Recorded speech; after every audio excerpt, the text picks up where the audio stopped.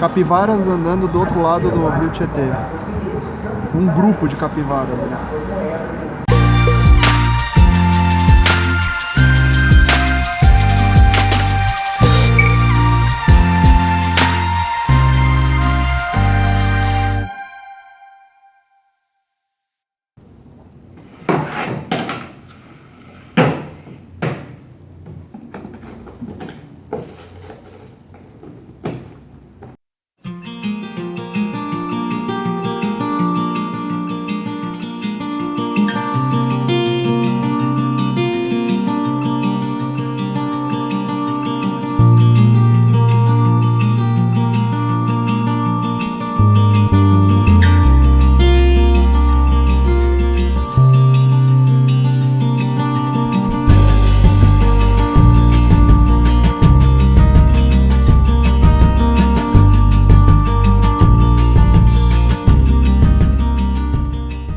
Hoje eu vinha refletindo, né, e vindo para o trabalho sobre uma das questões mais pertinentes dos dias de hoje, né?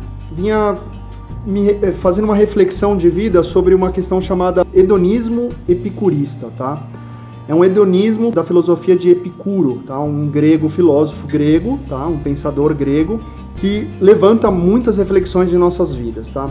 Mas antes de começar a falar sobre essa questão, eu queria só deixar aqui claro o que seria o hedonismo para quem não sabe, tá? O hedonismo é uma teoria filosófica moral que afirma que o prazer é um dos maiores bens da vida, tá? Ou seja, o prazer é o motor da nossa felicidade. Para o hedonista, o prazer é basicamente a resposta para muitas das questões da vida e das questões do comportamento humano. E o hedonismo epicurista, ele é especificamente uma teoria filosófica que preza a questão do prazer nas coisas simples da vida, tá?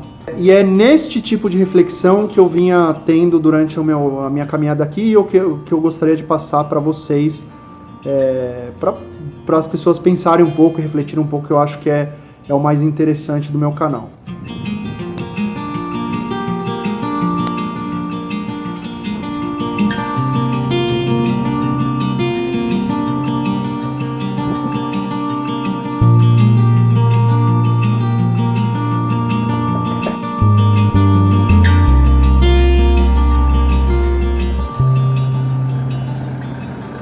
Esse tipo de pensamento, ele vai direto ao ponto.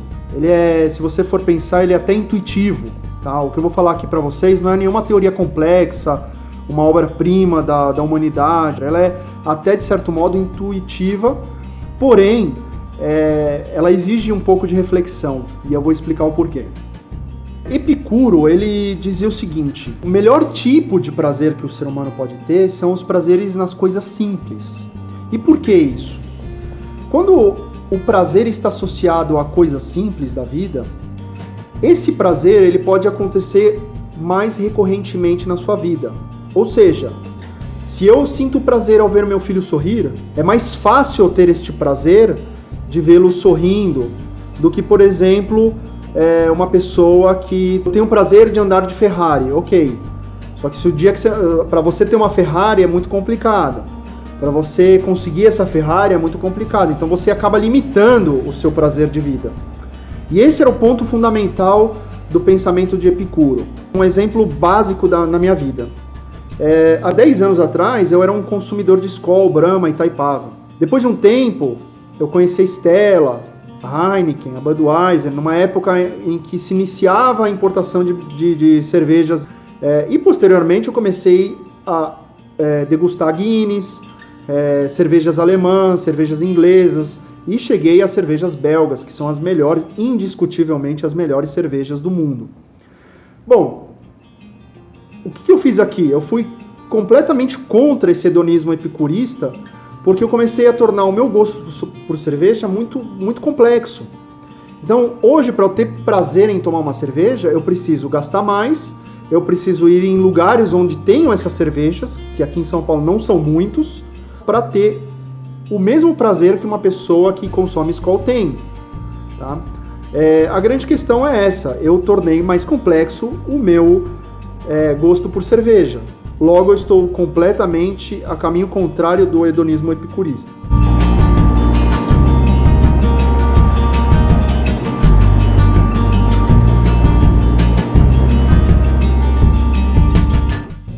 Um prazer simples da vida que eu tenho é andar, estou voltando para casa, um dia nublado, fresquinho, típico de inglês, só não está chovendo. Eu volto para casa refletindo sobre a vida, lendo, escutando música, isso é um prazer simples. Quais são os prazeres na vida que te dão prazeres na vida e que são simples? Eu, por exemplo, vinha pensando isso, e no meu caso, uma delas era, por exemplo, os aromas de gardênias. Gardênias são flores muito comuns em Buenos Aires, que é uma cidade onde eu passei uma parte grande da minha infância. Então, quando eu sinto o aroma de gardênias, eu volto para o meu passado, eu volto para aquela nostalgia de quando eu era criança. E então eu sinto prazer em apenas no aroma de uma flor. Para o hedonismo epicurista, realmente isso seria um prazer simples. Mas se você for mais a fundo, você vai perceber que não é tão simples assim, porque é uma flor específica. E essa flor, aqui em São Paulo, não é muito fácil de se obter, coisa que não acontece no meu dia a dia praticamente. Quando a gente ouve uma questão dessa, passa pela nossa cabeça, nossa, isso é intuitivo, isso é uma coisa que eu gostaria muito de seguir, e é uma filosofia realmente que é aplicável à vida, que a gente leva no dia a dia. Ela só é difícil porque nós moramos em cidades grandes, né? Moramos em cidades onde quase todos os nossos prazeres são já complexos. Então a minha pergunta é para o pessoal que está me escutando aí: quais dos seus prazeres de vida estão mais próximos do hedonismo epicurista? É uma reflexão boa e eu acho que te faz pensar um pouco, até inclusive em como você leva a sua vida.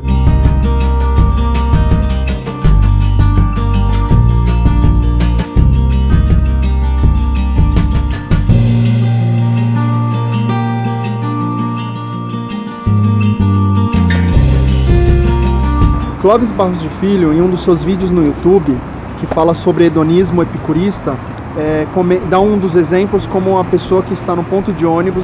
Assim que esse ônibus chega, é de imenso prazer para essa pessoa. E aí uma pessoa que tem carro não sente mais o prazer de esperar o ônibus. Por outro lado, ter carro envolve ter IPVA, multas, gasolina, mecânico.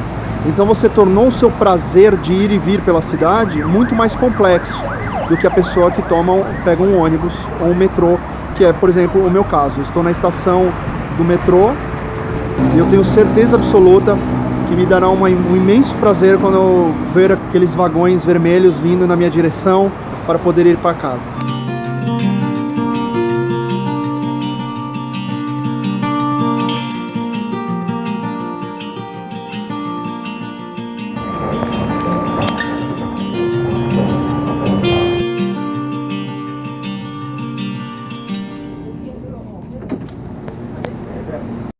Como se não bastasse eu ter o prazer de esperar o trem, no caso, eu tenho na verdade dois prazeres, porque agora eu estou indo no meu segundo ponto, que é um ponto de ônibus. Então assim que chegar o ônibus que me deixará na porta de casa, terei mais um prazer. Olha quantos prazeres eu tenho só voltando para casa, hein?